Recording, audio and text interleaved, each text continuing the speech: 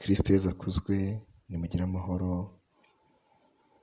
Ngiye kubagezaho isengesho ryo gusabira uwo mukorana urugendo rwo gushyingiranwa.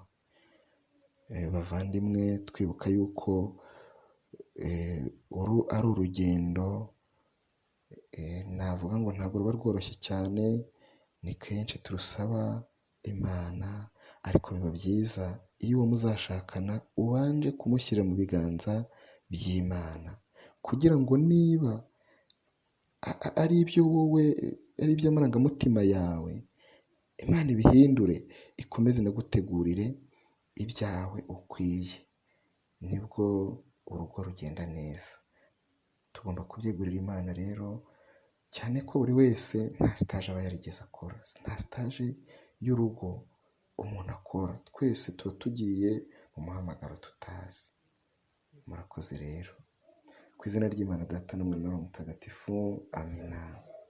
Nyagasani, ndakwereka uyu muvandimwe ukavuga izina rye, turimo dukorana urugendo rwo gutekereza ku muhamagaro wo gushinga urugo.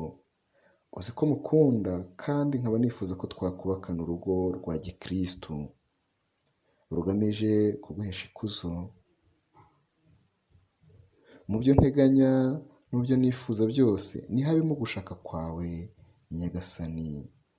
Dawe mwiza, niba ubona ibyo duteganya biri mu mugambi wawe, duhe umugisha, utuyobore kandi ugenge urugendo rwacu kugeza dushyingiwe. Niba kandi ubona ko kubakana bitari mu gushaka kwawe, uduhe gutandukana neza nta zindi nkurikizi, ahubwo buri wese umuyobore mu nzira wamuteguriye. Urakoze Nyagasani kunyumvise, kandi nkaba nizeye ko unsubiza. Roho wawe angenge kandi unyobore. Urakoze kuko wumvise isengesho ry'umutima wanjye, urakoze kuko wihesheje ikuzo muri njye.